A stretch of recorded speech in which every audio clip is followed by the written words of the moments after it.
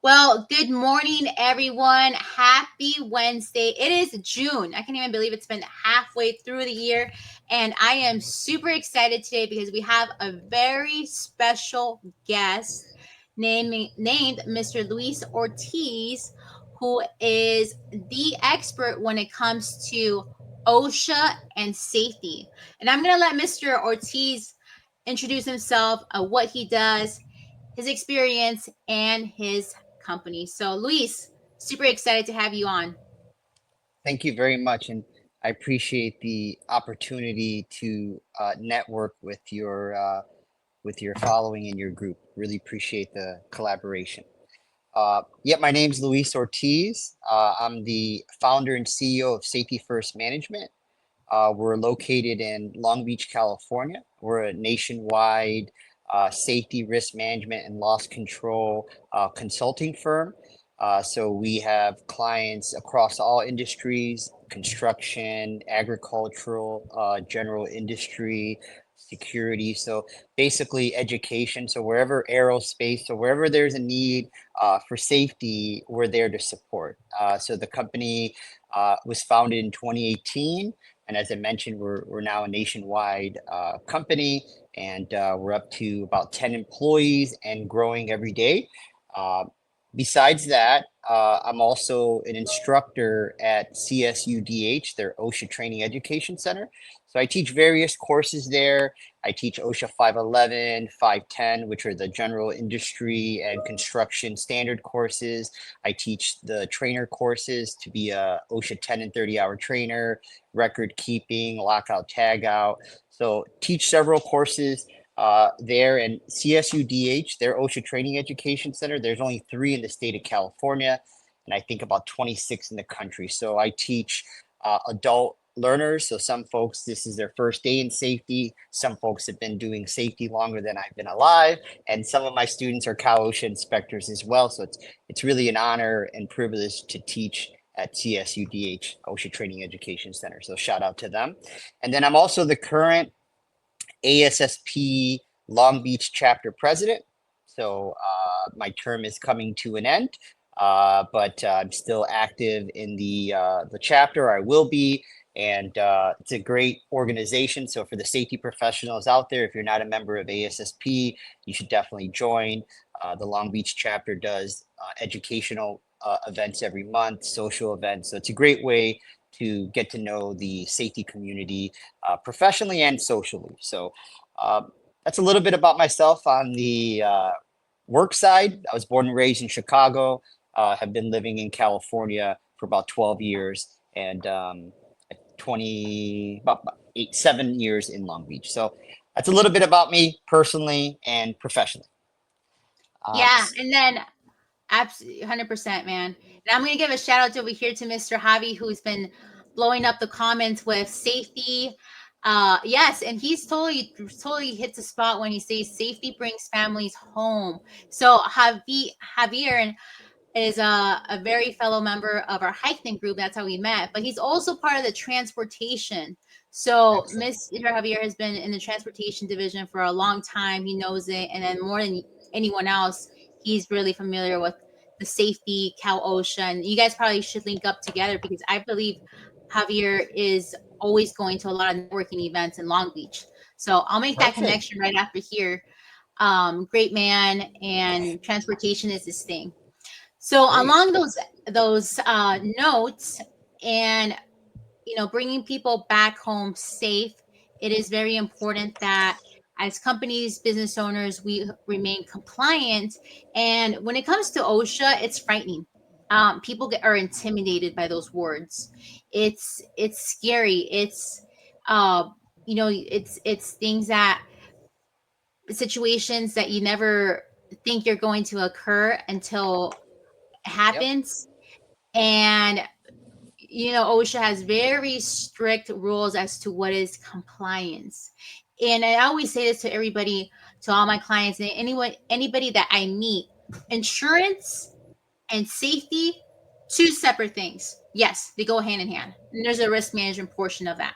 But you have to have the safety component to make sure that everybody's following the rules. that we're bringing people back home safe. And the insurance, obviously, if you're safe, that will bring your premiums down. It would be you're gonna have a better, it's better for your profits.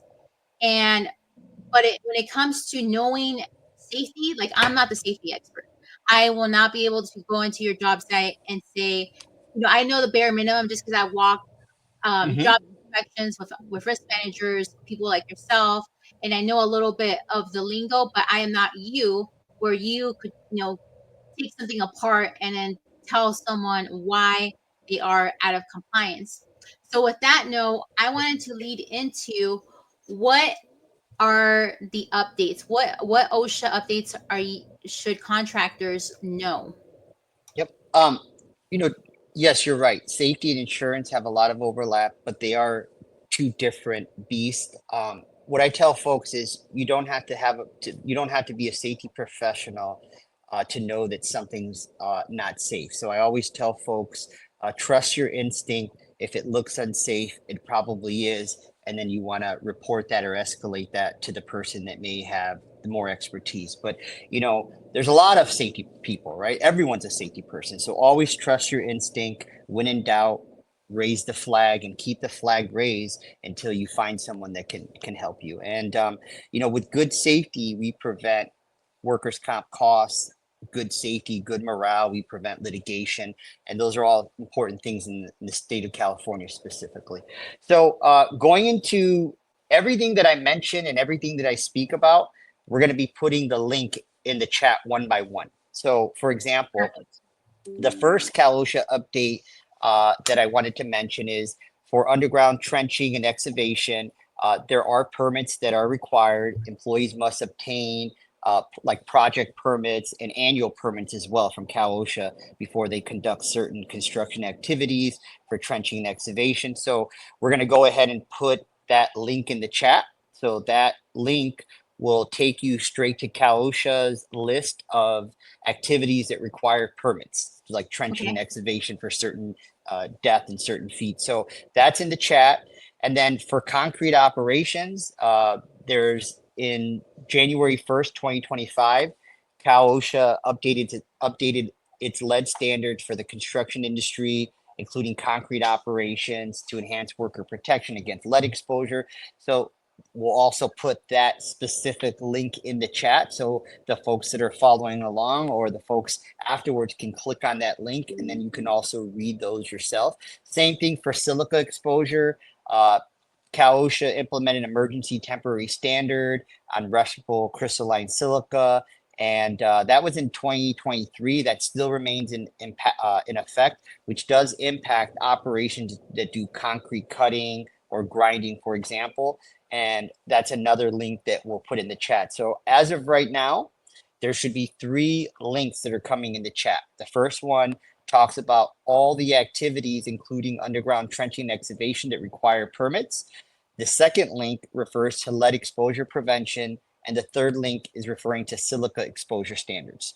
So again, the way that I like to operate is if I say something, where's the resource or the reference that proves it, right? Not saying that you don't believe me, but I like to teach, give the information, folks can read it, learn from themselves, and then ask me more advanced and technical questions if needed. So another example, plumbing operations. It's very similar to other construction activities.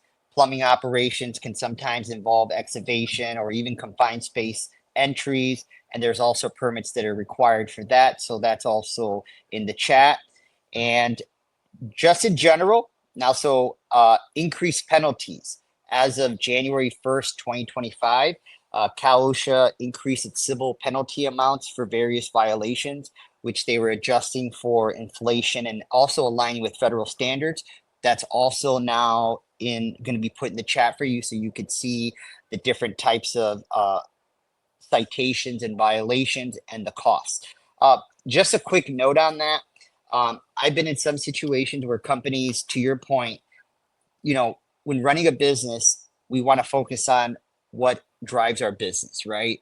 And I own safety first. So now I transitioned from being a safety professional to owning a business. And when I did that, I realized or I would say I apologize, because I used to think, well, if they're not focused on safety, it's because they don't care about safety. If they're not talking about safety, it's because it's not important to them. And that's not necessarily the case. You know, people have blinders on, right? And our job as safety professionals is to help them take those blinders off. So here's an example. If OSHA comes in to your site and gives you a citation in the state of California, in your mind, you may say, let's just pay the citation and move on. Um, the issue with that potentially in the state of California is that you may not be protected in the future. So there is something called a non-admission clause in the state of California that employers can get with for their citations or their cases, but that typically only happens when you settle your the case. So typically you Okay. have to Do you appeal. mind repeating that again? Mhm, So, sure.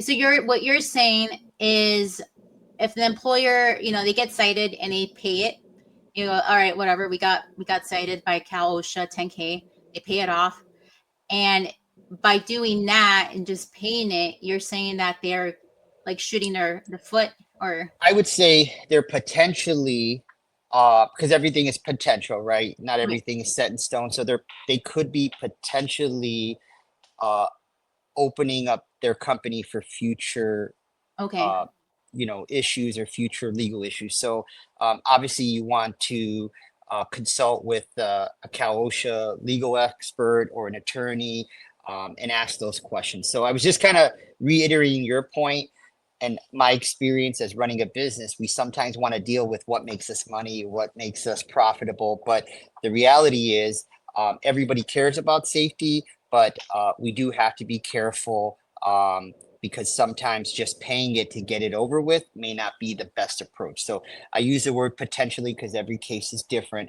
But if you're a company out there and you receive a Cal OSHA citation, it may not be in your best interest to just pay it and say, let's get this over with. It may be better to talk about it with the right people and then make a decision together. Okay. Javier has a question. Does Cal OSHA have agents throughout the United States? Cal OSHA has what we call CSHOs, Compliance Health and Safety Officers, and they would be specific to the state of California.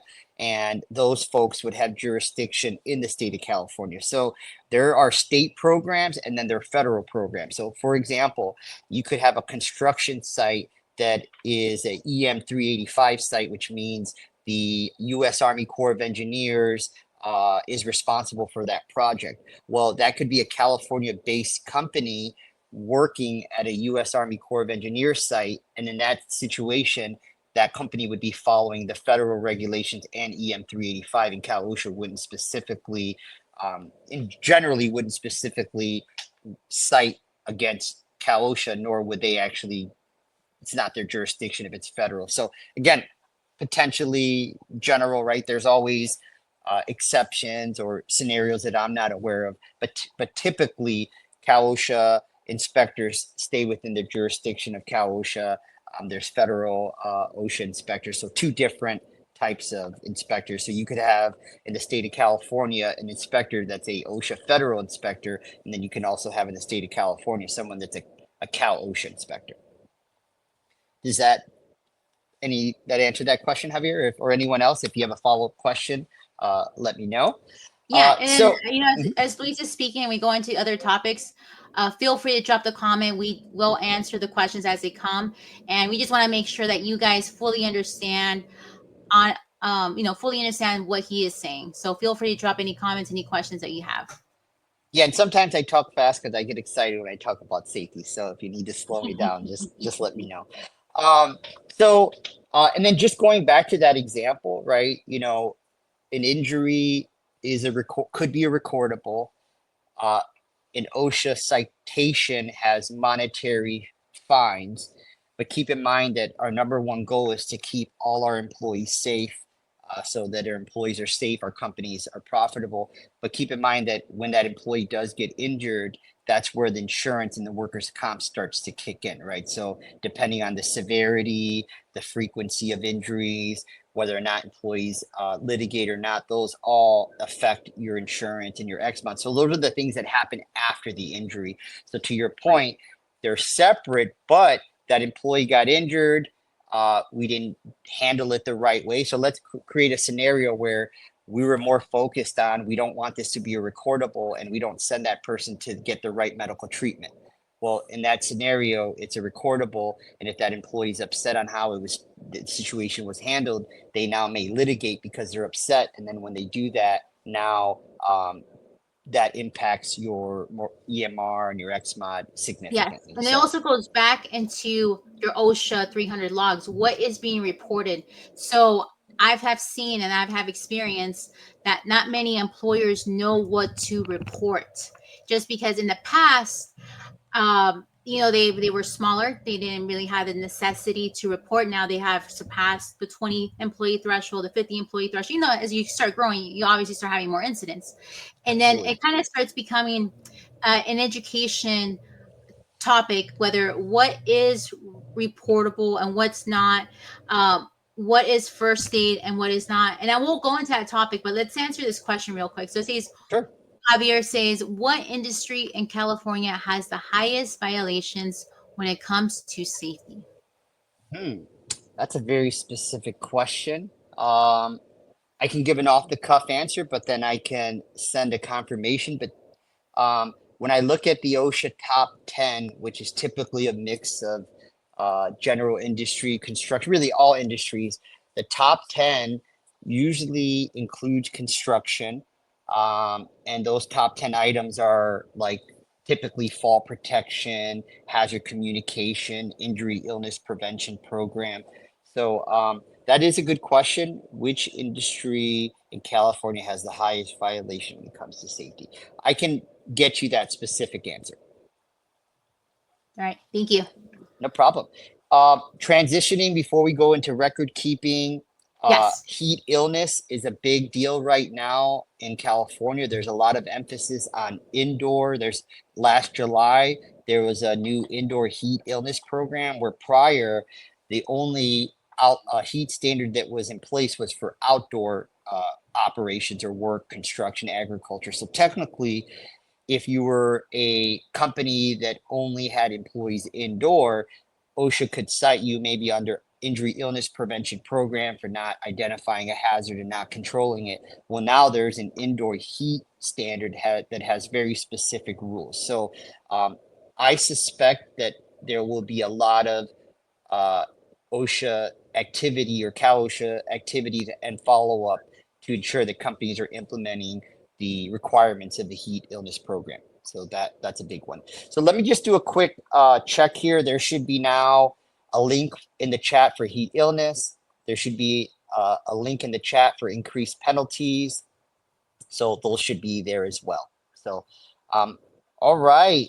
Before we jump into inspections and record keeping, I wanted you and your following to know that on the Cal OSHA website, there is a OSHA training matrix that's available. So when you on the Cal OSHA website, we can look up, for example, benzene, and it'll say benzene. It'll give you a link to the regulation. It'll tell you the frequency of training, and it will tell you who should typically be trained. And this is like gold right here. You could, and we put this link in the chat. You could take this and you could use this as your Cal OSHA training needs assessment. And so that training matrix has all these different Cal OSHA rules, and you could put them on you could put that list on an Excel sheet, for example, and you could say benzene, is that a yes or a no? And you could put no as an X and why. Asbestos, no, explain why.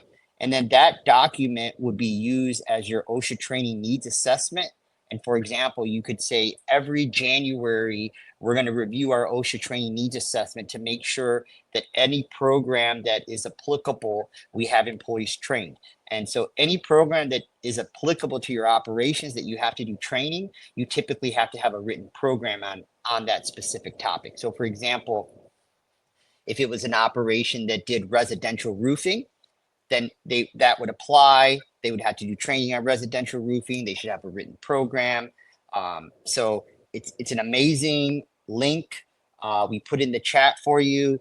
I really recommend everyone use that information provided by Cal OSHA, and you could use that as your OSHA training needs assessment. Imagine if you have an OSHA case and you show them, yeah, I go onto the Cal OSHA website and we use this as an OSHA training needs assessment, and we put every program that is applicable to us. We have a written program and we did training that would show Cal OSHA, that would show others in your, insurance folks that do audits, that you're using a method to identify what programs are applicable to your operations, and then you're using data that has the regulation, and then you're listing why it does or doesn't apply. So All we right. put that in the And chat. let It me is ask amazing. you, because I'm just thinking how, employers, from the employer's perspective, and how this would, what question they would ask. So let's say they are following that, doing that protocol. Will that help reduce the citation, or is that just like proof? Okay, yeah, we had, for example, the roofer. Mhm. We had a fall. However, Got that would just, just kind of mhm. like a black swan event. But Mhm. we've been following. Here's a, here's a checklist. Here's the safety training, the documentation, signatures. We got all of that. Yeah, it would definitely prove good faith by the employer. So what Okay. Cal OSHA is looking for, or OSHA in general, is good faith. Are you an employer that's trying to keep people safe? Are you doing your due diligence? Remember that Cal OSHA regulations and OSHA regulations are the minimum standard. So keep in mind that if you're running your safety program, that we want to be in compliance with OSHA or Cal OSHA, those are the minimum standards. So yes, you may be meeting compliance, but are you truly keeping your workers safe? Are you truly implementing world-class safety, which is really what we really need, is world-class safety. So it will help because it will prove to OSHA, or excuse me, Cal OSHA, that you had a methodology. You actually thought about, you looked at every rule that they had, you went through and verified which ones apply. And to me, that's better than someone showing up, because I'll ask sometimes clients or companies, how do you know what training you need to do for your employees? And they say, well, what do you mean? I said, well, what do you mean? What do I mean? How do you know which trainings apply to your operations?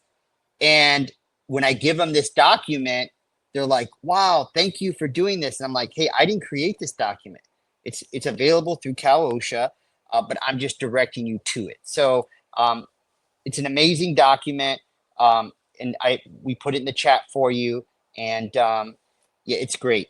So did you want to transition to inspections and record keeping and employee interviews? I think we have 5 more Yes. minutes So on the on books, but I definitely can keep going.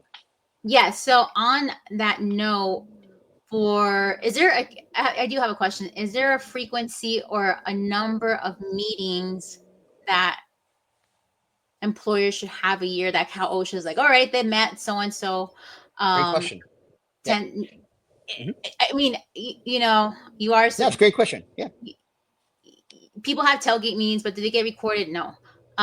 People say they have tailgate meetings, but do they do it? No. Do people meet 4 times a year? Yeah, maybe they do. So, So great question. If it's not documented, it didn't exist. right. So if folks are doing tailgate meetings, they should be documented. Absolutely. If you do a daily safety message and you talk to people for 5 minutes, that should be documented. The way that OSHA looks at training is it needs to be effective, and it depends on that type of training. So obviously, a toolbox talk or a daily safety message is not going to train that person how to operate a crane. They actually have to be certified to do that. But Mhm. all those types of meetings, trainings, they all need to be documented.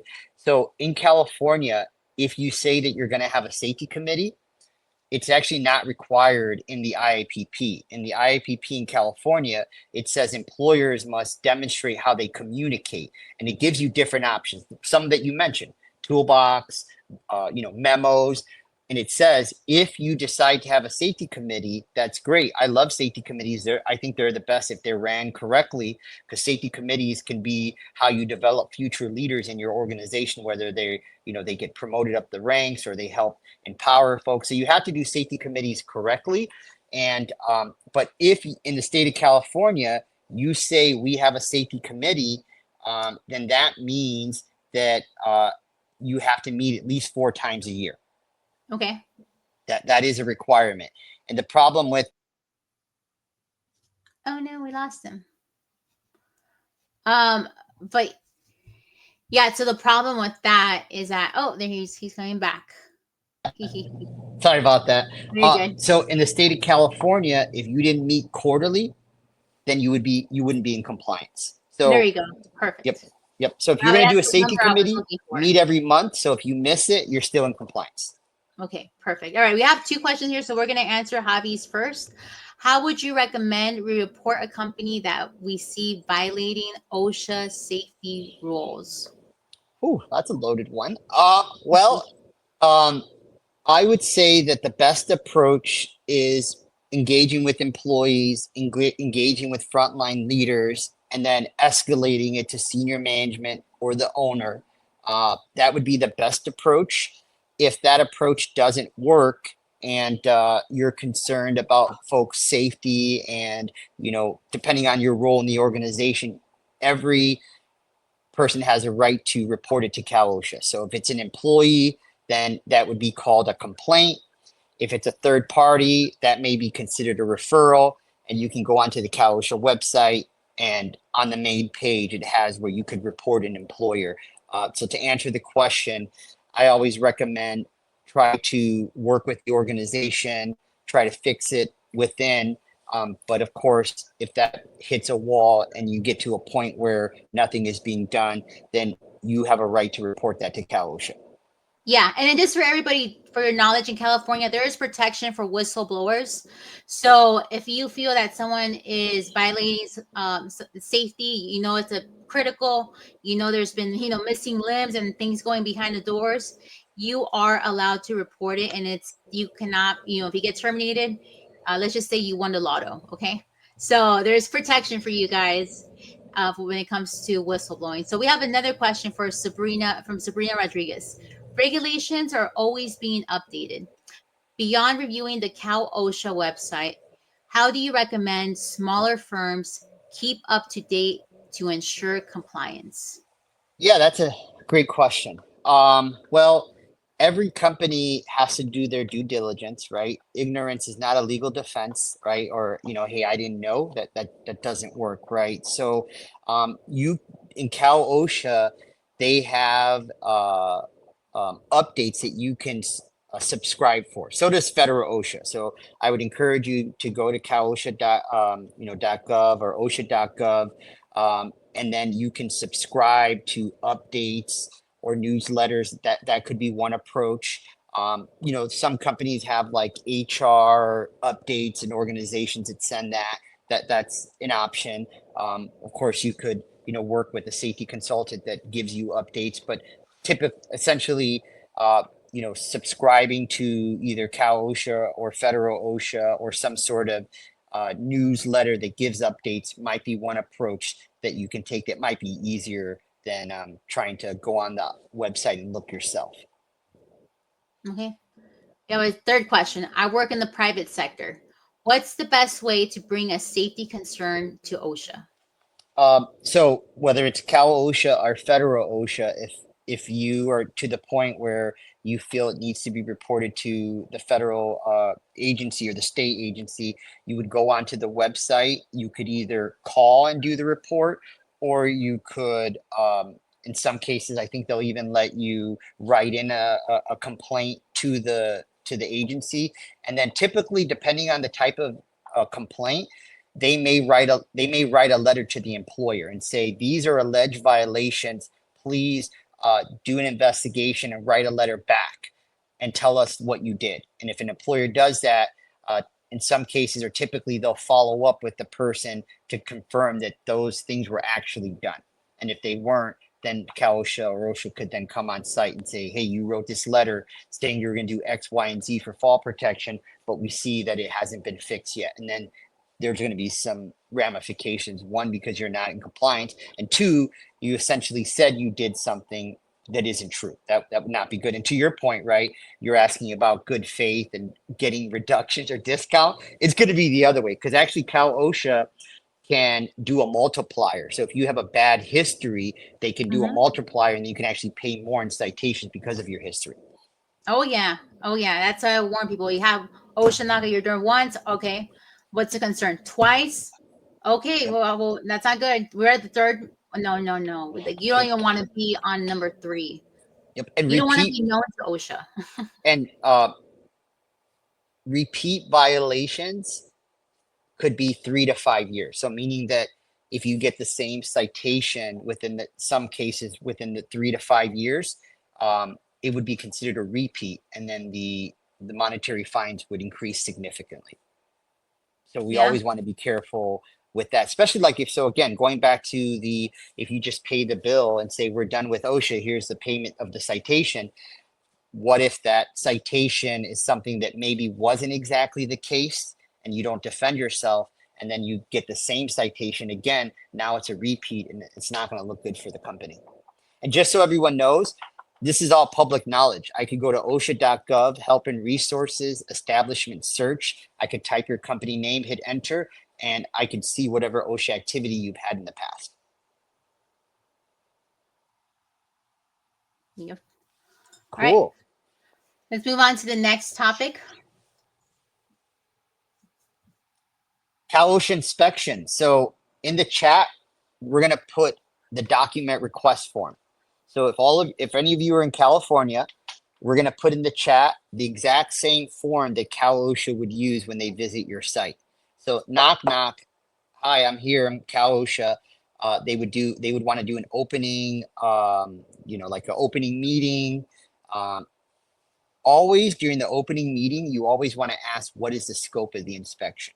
So for example, if they say the scope of the inspection is the yard, well, then that's where we should be focused and take the inspector. If they say my focus is the yard, then why are you taking them to the maintenance shop, right? That's not the scope of their inspection. So whenever you do an opening conference with Cal OSHA, you want to ask what's the scope of the visit. And then they're going to do the opening conference. They'll explain why they're there. Always do a walk around with the inspector. If they take a photo, take the same photo, take a few steps back, then take that same photo. Then you'll do what's called like an exit conference meeting where they're going to say, here's what I saw, maybe, here's what I'm thinking. And at that point, they're going to give you a document request form. And that form is always going to ask for your IIPP. Typically, it always asks for your 5 years worth of OSHA logs. And they'll probably say, let me see your heat program. And depending on what operation you do, they may say, I want to see permits. I want to see, where are, this document or that document. So the document request form, you typically have 3 to 7 days to respond to Cal OSHA. And then a question. Thank you, Javi. We enjoyed your questions on here too.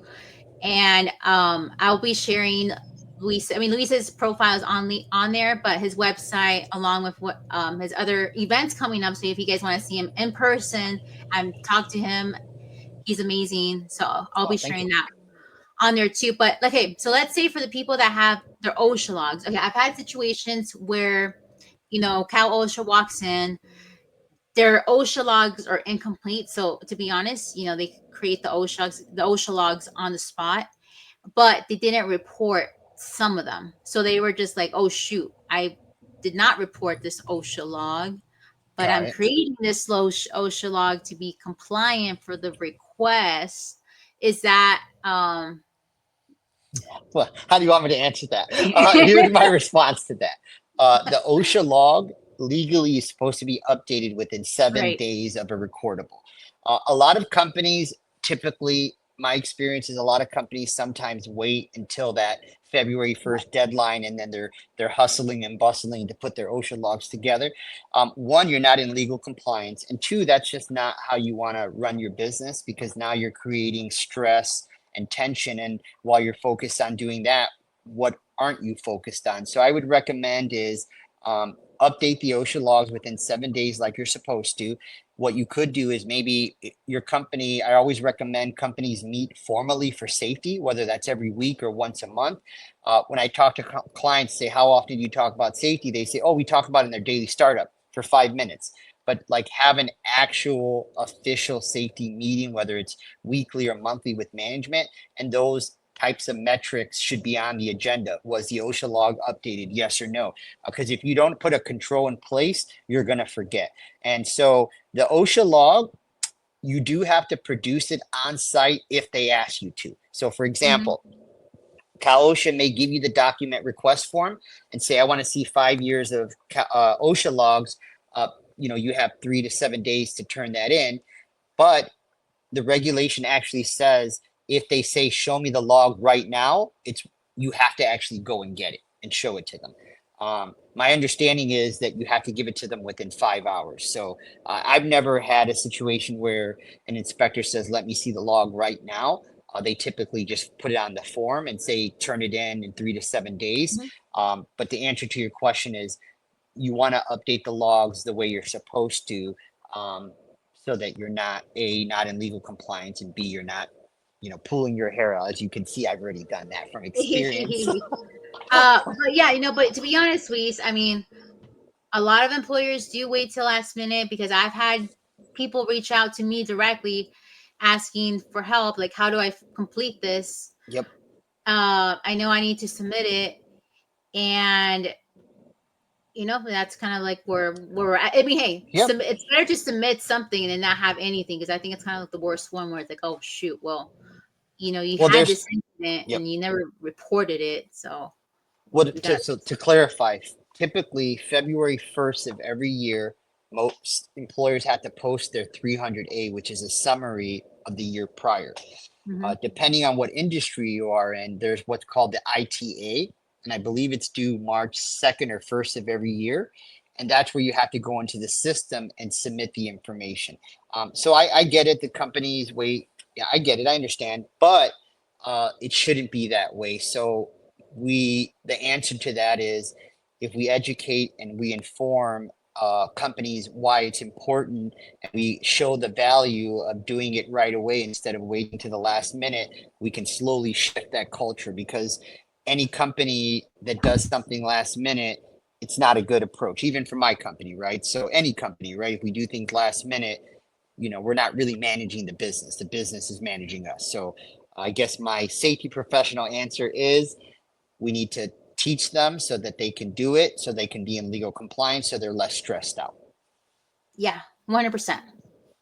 Cool. I know we're a little bit over time, but I wanted to call out a couple things. Just so you know, during an interview, if OSHA or OSHA is interviewing a member of management, the employer representative can be in that interview, which is a good thing in my opinion, because whatever the supervisor or manager says is legal. It's all fair game. So sometimes supervisors are nervous and they say the wrong thing just because they're nervous. So the law allows employer representatives to be in those interviews, but typically you cannot be in those interviews with employees unless the employee says, I'd like them to be in the interview. Or like, for example, I was in an interview with Cal OSHA and a supervisor. When the employee was walking in, I went to get up and leave, and the inspector said to the employee, are you okay with Luis being in the meeting? And they said, yeah, I'd like him to be there. And then, inspector said, go ahead. But, I'm not speaking, I'm not talking, I'm just there to support. But that's an important detail that most companies don't always know. For record keeping, what is a recordable? Uh, I have a question. yes, So sure. let's say someone, someone like yourself, they hire you as their consultant. Are you able to speak on behalf of the company Uh, for it if for an if they OSHA? establish me as their employer representative, and that's explained to Cal OSHA, hey, I'm their safety consultant. I help with X, Y, and Z. In my experience, it's never been an issue. Okay. But typically, by the time we get to that point, I am already working with that client. So I am actually part of their employer representative, helping them with the OSHA case. And that's what they're hiring me for. Typically the contract says, you help represent us in safety matters. So from that scenario, my experience, it's never been a problem. Okay, perfect. Just because, like you said, people get nervous, Mm-hmm. especially with contractors. They have a project to run. They don't really have time to, like, make, sit down an hour of 30 minutes or an hour. And just like you said, it's really easy for someone to say yes without really knowing the full Yep. details of the question. So I would assume that, if I were an employer, I would definitely hire you as my safety consultant to Oh, speak on thank my you. behalf. I want to make sure my Well, it's still the prescriptions are employee. still It's still the insurance, be really supervisor. transparent, Mhm. and It's there's still no the secret. supervisor speaking, but the point is that we're there to support. We can help clarify, and it doesn't have to be me, right? It could be whoever that employer representative is, but they need to be trained. They need to know, hey, just to clarify, et cetera, et cetera. Because Mhm. if the supervisor misspeaks, that could be used against the company. It's not even true, and it was just a mix-up. So, um, I would recommend that companies. I put the document request form in the chat. You could take a look at that. I would recommend do mock inspections, maybe practice. You could do it internally, or like you said, hire someone, me or a firm similar. They can do mock inspections, help your people prepare for what an interview would look like, what that experience is. So, you have to practice, right? People that play sports, we practice, right? Before I got on this call, I practice. So practice makes perfect. If you don't practice, then you can't be surprised that there's mistakes that are made. Mhm. Cool. For first, for recordables, you asked the question, um, you know, what is considered recordable, or so basically Yes. anything beyond basic first aid is considered recordable. So OSHA has a very specific Is it definition. okay if you? Okay, perfect. Yep. I was Is gonna it go on okay? that. You want me to give? Yeah, I have examples. So, for example, a first aid to OSHA is well. So, first aid means um, only the following types of medical treatment. So, basically, if like a tetanus shot is considered a first aid to OSHA or to Cal OSHA. So if your employee steps on a rusty nail, you should send them to the clinic. They can get a tetanus shot. That would be considered a first aid. Now, keep in mind, that's a workers' comp claim because they went to the clinic. So somebody has to pay that bill, for example. But a tetanus shot is considered first aid. Now, if you have like those companies that they come on site and they treat employees, typically they're treating employees for first aid situations. Correct. If it's beyond first aid, then it is a OSHA recordable. So just some examples of first aid would be using hot or cold therapy. That's first aid.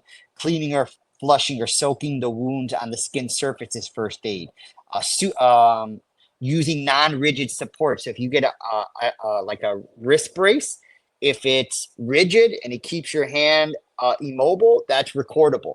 If it's non-rigid, that's a first aid. So that's an example. Like if your employer gives someone a rigid like brace, Uh-huh. you just turn that into recordable by giving them that and them wearing it. That by definition is recordable. So let's say sometimes people smash their finger.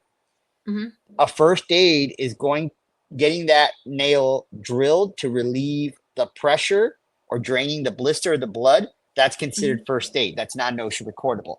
So OSHA has a list of what is considered first aid, and anything beyond that is considered medical treatment. So, for example, if someone goes to the clinic and they're given prescription medication, that is a recordable.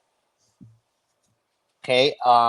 If the employees put on light duty or modified duty, typically it is recordable. And I said the word typically because there is an exception. And if an employee misses time from work the next day. So, for example, if someone goes to the doctor at 6 in the morning and their shift ends at, I don't know, 12 or 2, if they get sent home that day, that doesn't count. It's the next day that determines whether or not it's a lost time. Okay. Any questions on that so far? Nope. Clarification? You made it clear. Okay, cool. The last piece that is very important in California, uh, we want to make really everywhere, but specifically California, um, if an employee is sent to the hospital from a work site, the fire department or ambulance, they're also required to report it to Cal OSHA. But that doesn't satisfy the employer requirement. So let me give you an example. Let's say an employee gets transported to the hospital and it ends up being non-work related. Let's say they had issues with their blood pressure, and But at the time when the employees picked up and transported to the hospital, the ambulance or fire department doesn't know whether it's work related or not. That's not their job to figure that out. So they're going to call Cal OSHA and say, we transported someone from a workplace to a hospital. So OSHA or Cal OSHA already knows that. Now, not every hospital visit is required to be reported to Cal OSHA. Not every overnight stay is required to be reported for Cal OSHA. So if someone stays in the hospital overnight for monitoring purposes only, that technically doesn't meet the definition of reporting to Cal OSHA. Now, if they stay overnight because they have a broken leg, that's different, right? But keep in mind that let's go back to the example. Cal OSHA now knows that someone got transported from your workplace to the hospital, but they don't necessarily know all the details. So I always recommend calling Cal OSHA and saying, Cal OSHA, I know that you know that someone got transported. They went to the hospital. They were released. The results are non-industrial, not work-related. I just wanted to let you know, just in case you have any questions, give me a call. I recommend that approach because if you don't take that approach, Cal OSHA has a report that someone went to the hospital, but they don't know what happened. They don't know why. So they may knock on your door and say, something happened. No one told us what happened. What's going on? Well, now they're at your site. So maybe they'll say, well, why don't we do a walkthrough? And perhaps they find something unrelated. So I always recommend to call and be on the offense. And I've had this happen many times. Cal OSHA calls me and says, okay, send me I believe it's a 5020 form, which is a workers' comp document. I'll forward it to them. And that's basically that document would prove what happened besides my word. It'll say, non-industrial, et cetera, and then typically I don't hear back. So that's more of a risk management strategy. Okay. Yeah, and that does happen. It happens frequently. Someone passes out, either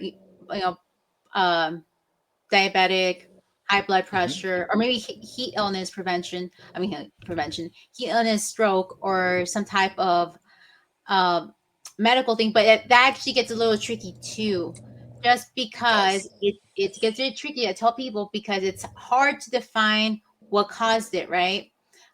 If it was heat related, that is a work comp. That is a work comp. Work related. Work related. Yeah. It's work related. Yep. And there's been situations, especially in construction, with the older gentleman with diabetes. So it's a very thin line between that. OSHA has a definition of work relatedness. So in the record keeping standard, there's a definition of work relatedness, and it basically says, as a condition of their employment, did the employee have to be there for a work-related incident, et cetera, et cetera. So there is a definition that would help us determine whether or not something is work-related, but really it comes from the doctor. So the doctor provides a work status, and then from there, we know whether it's work-related or not. The employer doesn't determine that. Correct. Because if so, maybe nothing's work-related, right? But you're right. Think about it too, right? If someone has is a type 1 diabetic, not even type 2, they're type 1. They have, human factors that could affect them differently in the heat. So that's a perfect example where someone's health could impact how the weather affects them differently than someone else who may be in better health. We have that bell curve, right? Most of us are inside that bell curve, but those outliers, we still need to protect those people. And so to your point, if you had someone that was has previous health conditions and the heat makes them sick, it still may be or probably would be work related. All case by case, of course. Yes. Oh, that's why it gets a little tricky too, because we had a couple of employers brought this up in our last meeting in the association event in March, when an employee walks in, let's see, to a Kaiser, Concentra, they automatically assume or note it as work related just because they're walking in, with DWC1 form, and it's like, oh, you're at work. So when possible, I always suggest someone go with your employee, just because it's moral support. You're there. Obviously, it goes case by case. If someone just feeling nauseous or whatever, you don't really need to go walk in with that person. But if they're hurt, maybe you do got to hold them so they don't fall. yeah. And it's case by case. So sometimes there are like certain HR rules and things that you need to follow and make sure that the employee feels that they're not like being stalked. Yeah. um, but and most definitely, like just like you said, the doctor is going to be the one who deems it. So that's why it's so important that you have a return to work program, and that clinic knows exactly what you define and what your restrictions are and how you're able to take someone back to work. Yeah, and to your point, um, you know, I think it's good to support employees that are injured and or not feeling well. In some scenarios, you could be with them in the lobby, but at the end of the day, you may not be with them when they're Mhm. talking to the doctor privately. So really, if the goal is by me being there, they're not going to make this work related. Well, when they go and talk to the doctor, they can say whatever they'd like. So, to that point, it's important for the doctor to be familiar with your operations to determine is this even possible. So, what you said, right? It's part of the risk management. 100%.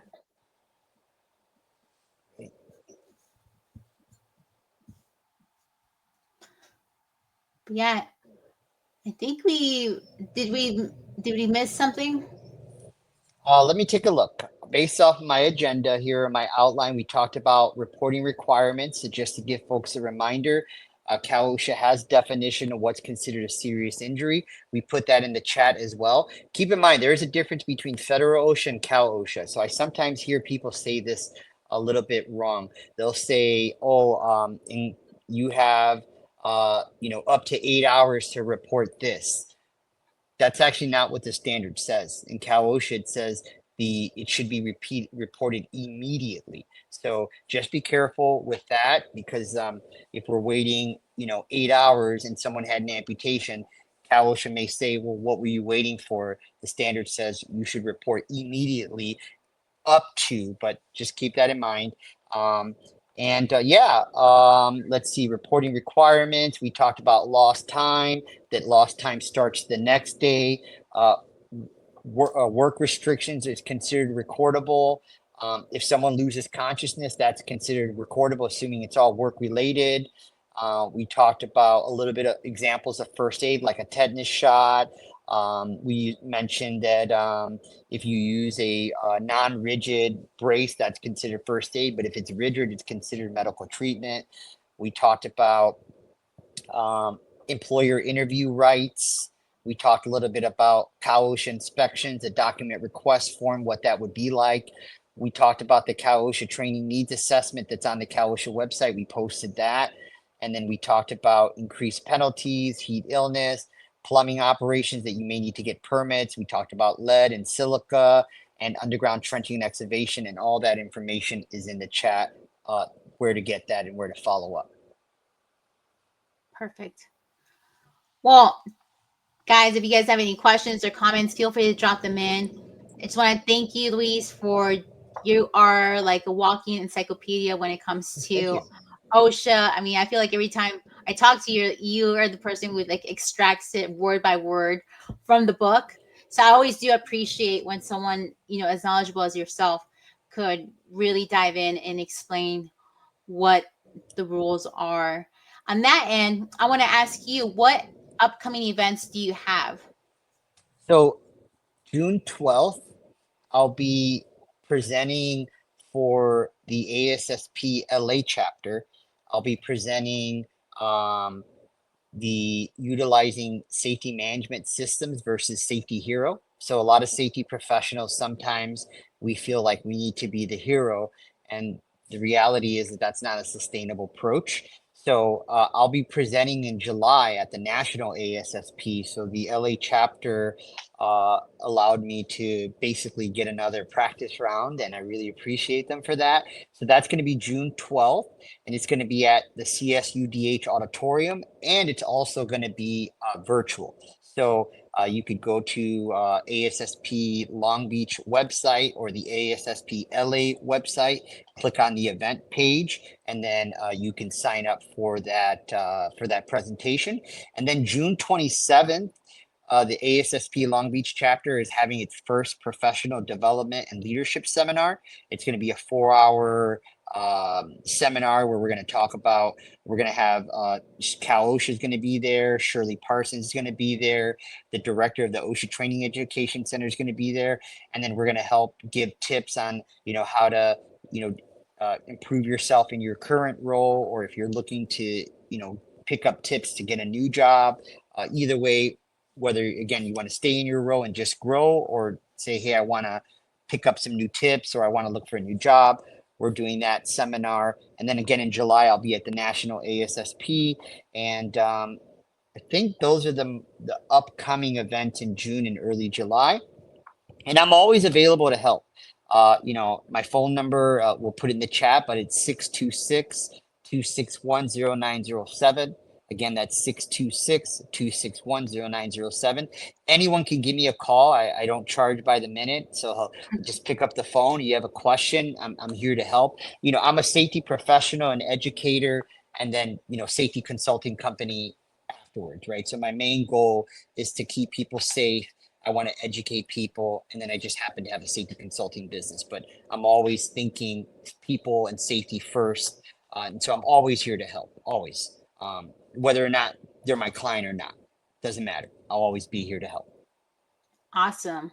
Well, yes, thank you so much, Freddie Rodriguez from PRC. So happy to have you on here, and thank you for listening through all of this. I always tell people like OSHA, OSHA can be really pretty dry and boring, but it is scary. I mean, if anyone has ever gone through the OSHA website and you go through, you see the files, you start reading it, and it's like, what? Like you're just like little codes, and it's frightening. It's hard to understand, just like insurance is. Insurance is already Yep. in attorney terms. And anytime that you can make safety relatable, somewhat fun, but of course, it's very important because that's how we keep our employees alive. That's how we keep ourselves compliant. And you're in the state of California, so there's so many regulations, so many laws, things are changing, and I'm sure we're going to have new regulations next year. So it's always good to be up to date and compliant. Yeah, and I'd like to end with this, that, safety is just managing your people and your process. So if you manage your people correctly, then they will do the job the way they're supposed to, because you're managing the people, you're leading them. And then if you're managing your process, meaning that you do the job in a certain order, if you manage your people and you manage them right and you manage the process right, then there shouldn't be any problems and there shouldn't be any injuries, because everybody is following the process. You have people leading. So, OSHA can be scary. But again, right, if we're doing everything, we're trying to do everything right every day, we do our due diligence. Safety is fun. It's fun to take care of people. It's fun to listen to employees and listen to their ideas and implement their ideas and see them get excited. It's great to see employees be empowered. It's great to see management and employees supporting each other. So, when you think about safety, it's a journey, but it's really about people, right? So how do we motivate people? How do we influence people to make the right decision when nobody's around? That's the key, because you can never have enough safety people in any organization, right? It has to be operation centric. The company has to say, in order to work here at this company, we will work safe, right? So, and safety is a core value, right? Because if you make safety a priority, priorities shift from day to day, moment to moment. But if safety is a core value, no matter what is happening, you should always stick to your values. Yeah, 100%. And it goes back to also the company. You just can't rely on your safety guy to fix it all, because I think sometimes like I see that assumption with companies. Oh, my safety guy's, he's in charge of that. He should be knowing. Like, well, it takes a team to make everything work, and your safety operations should feel like they have the support from management, because if he or she is seeing something, getting the complaints from the employees, or seeing something that's a risk, um, you want to take that into account, because believe me, spending $1,000 a year to improve your safety conditions is well worth it versus an OSHA citation. So That's right. Well, it's been a pleasure. Yeah. Well, thank you everyone for joining us, hearing us, and we are going to make sure that everything that was dropped into the chat box will be on the LinkedIn page, which I'm going to double check right now. And Luis's page is tagged on my LinkedIn, so you follow him. I will be doing more in-person meetings with him as well. And if you guys are looking for a safety management team, want to learn more about it, feel free to reach out to him. He is the best in the industry. So, like to end that note, and thank you so much, Luis. And then we'll see everybody next Wednesday. And next Wednesday, we're having the work comp attorney. So, see you guys. Stay safe, everyone. Thank you.